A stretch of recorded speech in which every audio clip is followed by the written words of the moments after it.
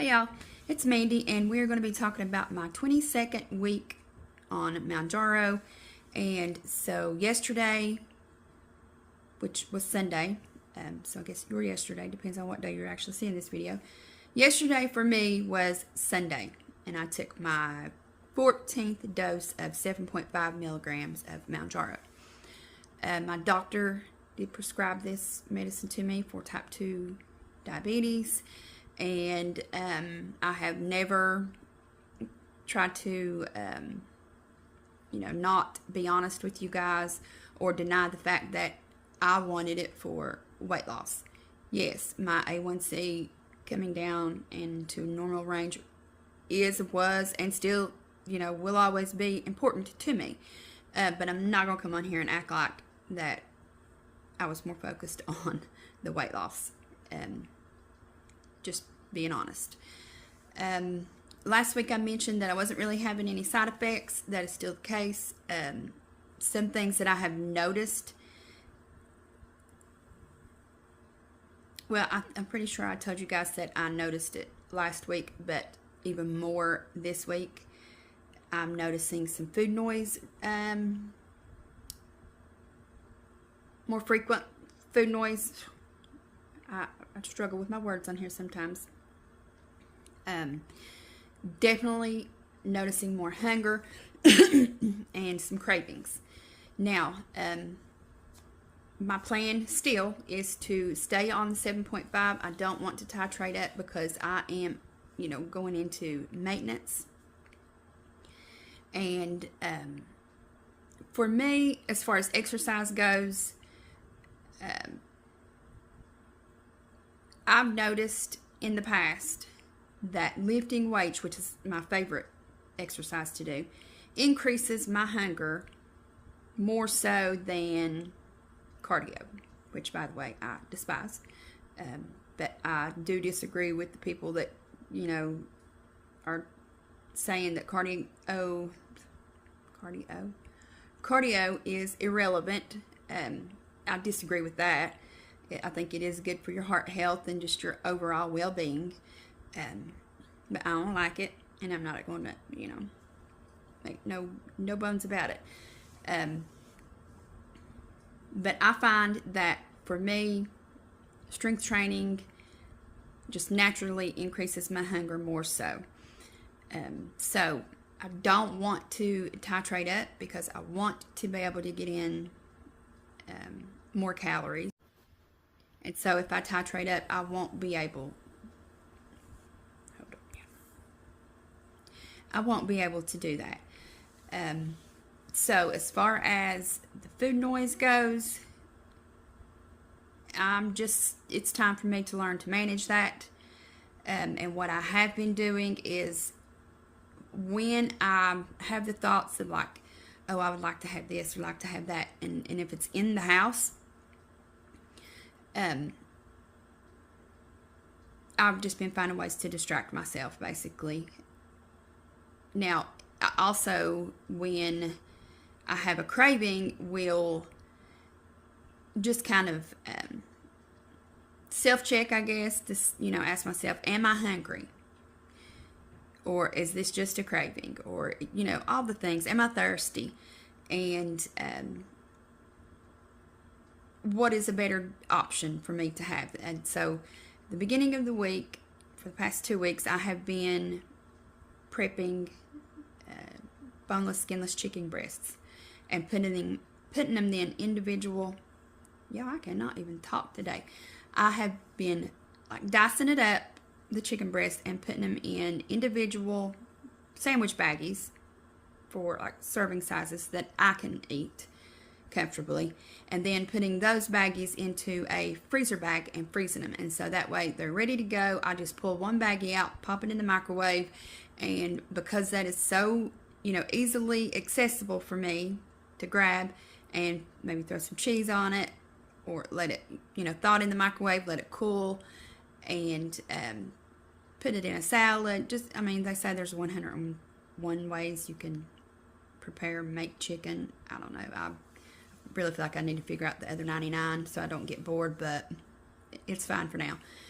And And that has made a huge difference as far as me, maybe going to the chip cabinet and grabbing some Cheetos, which I love those jalapeno Cheetos. So that has helped with not just cravings, but since VSG surgery, when I get hungry, it hits me quick, a lot quicker since the weight loss surgery, in comparison to before. And it's like when the hunger hits, it hits quick and it hits hard. It never comes on like a slight hunger, and I'm sure everybody knows what I'm talking about. When you start to feel hungry, when it hits, it feels like, for me, that I haven't ate in 2 days. It's the wildest thing. And I heard somebody else who had weight loss surgery say the same thing. And I was like, okay, so I'm not the only one. So that is something, that I really need to keep in mind, especially as I go into maintenance mode, and be mindful about prepping at least a protein source and having it ready to go. I'm not really one to meal prep for an entire week, just because, the space that it takes up in my refrigerator. I don't live alone, nor do I want to. And I don't really get bored of eating the same things over and over, but I am funny about how long I leave meats in the refrigerator. So I just prefer to freeze them, and better safe than sorry, because I'm not trying to be hugging the toilet with some food poisoning. And that's really my number one thing about meal prepping meats, especially chicken. It's probably fine because I see other people doing it, but I just don't want to do it. But having that chicken prepared that way has really been beneficial to me this week as I'm experiencing more hunger.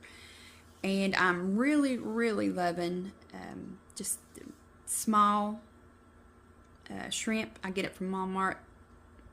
There's a fly flying around here. If y'all see something swoop in front of the camera, that's what it is. But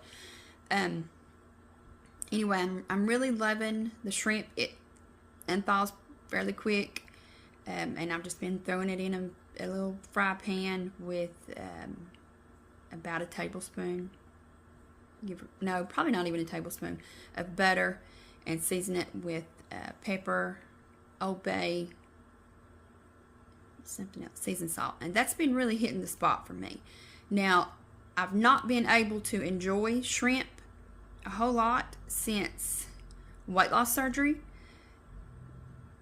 but it's been fine with me for the past 2 weeks that I've been eating it for whatever reason. Up until last week, I would eat like 1 or 2 pieces of shrimp and just feel so miserably stuffed. It was like it was getting in my belly or my sleeve and swelling almost. I don't know. It's weird. But I've been able to eat that with no issues, and I like it because it's a good protein source. It hits the spot for when I want something like chewy. I have these moments that sometimes I just want something crunchy. Sometimes I want something chewy, and so it's the shrimp is really helping with that just need to chew, I guess, if that makes any sense. But I want to talk a little bit, or just a few minutes, about losing that last 5 pounds and why it can seem to be the hardest part of a weight loss journey. And I was looking through YouTube and seen some videos. Excuse me, got the hiccup burps. I can't remember the lady's name now, but she's a doctor. I do remember that. But she says that the last 5 pounds is actually not the hardest. No, she's not a doctor. I take that back. I'm getting her mixed up with somebody else that I've been watching. But this particular lady says that the last 5 pounds is not actually the hardest. She says that what is most likely happening is that because we are so close to our goal that we just get a little more relaxed and start taking in more calories that maybe we don't realize, start giving ourselves more treats, and maybe you're not, compensating for that and all that, which I'm not going to say is not the case for some people, but I don't necessarily think that that is the case for all people. I believe that, there's proof, doctors and scientists and all the like say this, but I think that it could also be, depending on the person, that, you've got people who have already lost massive amounts of weight, and sometimes your body just needs a minute to reset, regroup, and I've said this in past videos, and I will say it again because I still feel like it stands true for myself, because I have been in a calorie deficit for an extended period of time. I had weight loss surgery in June of 2020. Now, there was a period of time that I was not in a deficit, obviously, because I had, I think it was 20-pound weight gain, and it was about the time that I got on GLP-1 and went into menopause, and it was just a real shit show over here, okay? And, but for the most part, for the past 4 years, I have been consistently in a caloric deficit. Most days, I'll say that. So, sometimes I think it's just simply that. And, the less weight, or they say that the more weight you have to lose, the easier it is to lose, especially in the beginning. And I think that's just because, you're doing something new that your body's not accustomed to. And a lot of times in the beginning, that is water weight. Touched on that last week, so go check out that video, my opinion on that. But if that is true, and I believe that it is, wouldn't it also be true that the less weight you have to lose, the harder it is? I mean, it just, in my mind, when I rationalize and overthink things the way that I do, that's just, my take on it. I could be wrong, but for myself, that seems to be the case. Once again, I'm not a professional. I'm not a licensed nutritionist or anything like that. The only thing I'm licensed to do is drive a car. And my daughters tell me I'm not even the greatest of that, but they didn't die. So there's that. But I don't feel like, no. Actually, as I'm thinking back what I ate this week, I know I ate more protein dense foods intentionally over the past week, but not necessarily higher in calories. So what I think that could be happening is that because I've not really been eating like meaty things like the chicken and the shrimp that I've had this week. If you will stay to the end of this video, I always put what I ate this week, and you'll see. I think pretty much every day I had either chicken or shrimp, and I think there was a few days that I had both, which is not something that I have done in a very long time. And so I think that my body is reacting to that in, the digestive side of things, okay? And also, I have had some quality time, too much quality time with Jack this week. If you know, you know. But I've not spent any quality time in the restroom. So I feel like that is another reason why you're going to see when I talk about these numbers that I, in fact, the prediction that I made last week when I said I would be at my goal weight, it did not happen.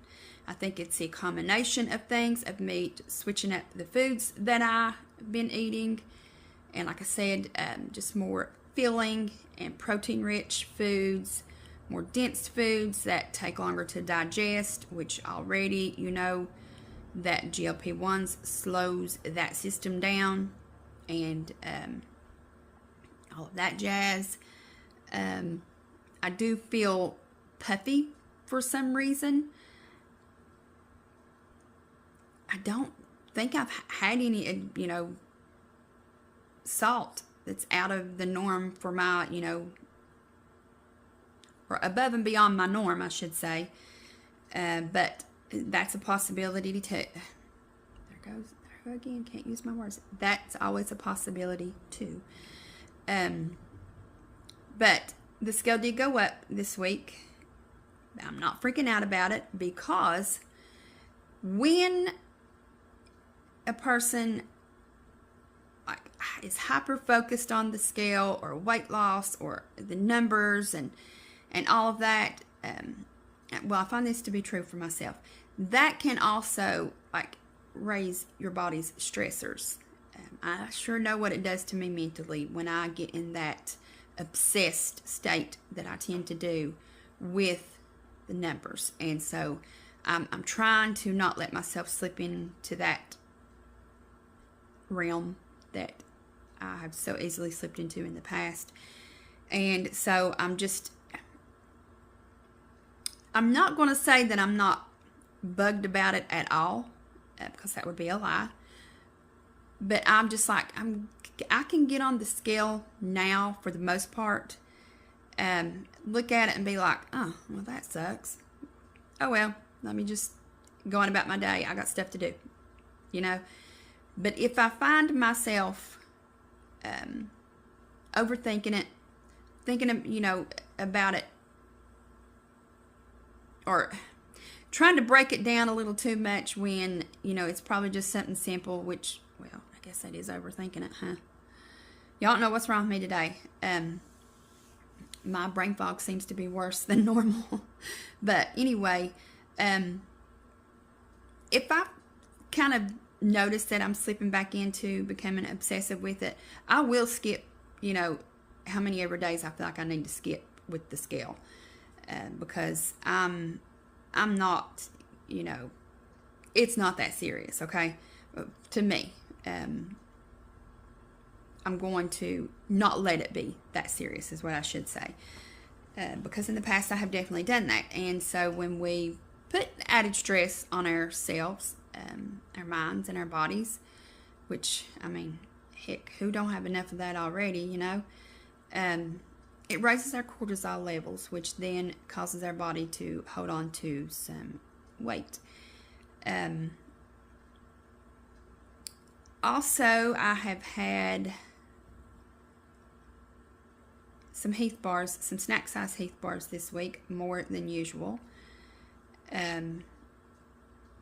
Not as many as I could have, because again, those cravings that I was having, I did distract myself for the most part and didn't give in to them, but I did have some. And sugar causes an inflammatory response for me, and so that's probably where some of the puffiness is coming from, is the sugar and not necessarily the sodium. So there's that. And then, well, there is sodium in Diet Mountain Dew, and I have had more of that this week because when I spend quality time with Jack, I mix him in with some Diet Mountain Dew. So that can be the case too. I just realized that. But anyway, I'm not going to let myself I'm not going to beat myself up over it. Not because I'm so close to goal. I've just really been more intentional since starting Mounjaro about the mental aspect of it, of hitting this goal weight, and just reminded myself that it's not a race. I'm not having, or I'm not.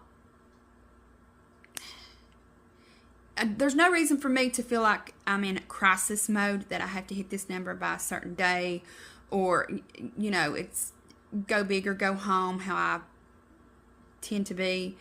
I've been real intentional about trying to keep those things and thoughts and tendencies that I have in check. And I feel like for the most part I have done really well at doing that.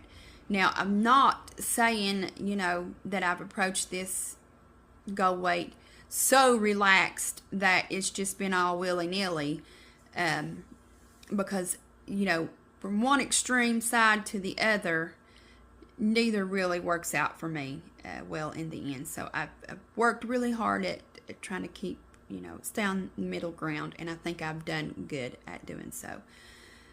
So, one of the ways that I've done that is that I've not really deemed any food off limits. It's more of a moderation mindset, because I want this, got hair in my face, it's probably on my glasses actually. I want to focus more on the long haul, the long run. What is more sustainable for me personally.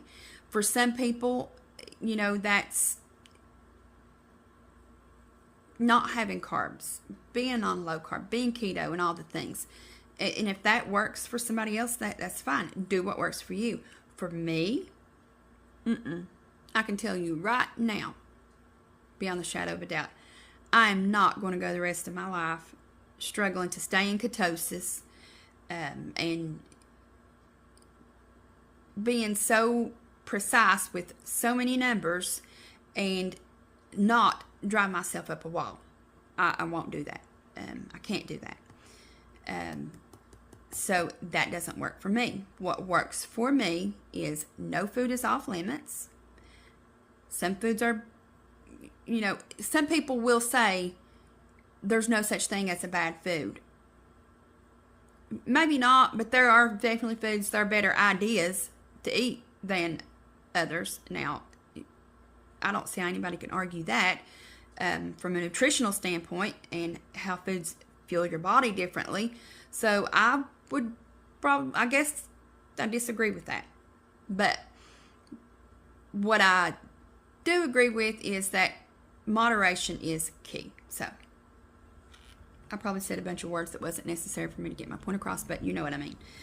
And also, I think what is happening too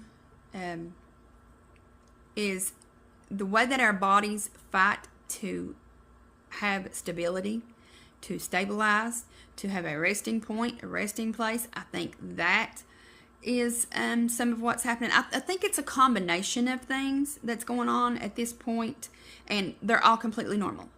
So I'm not going to get myself worked up over numbers.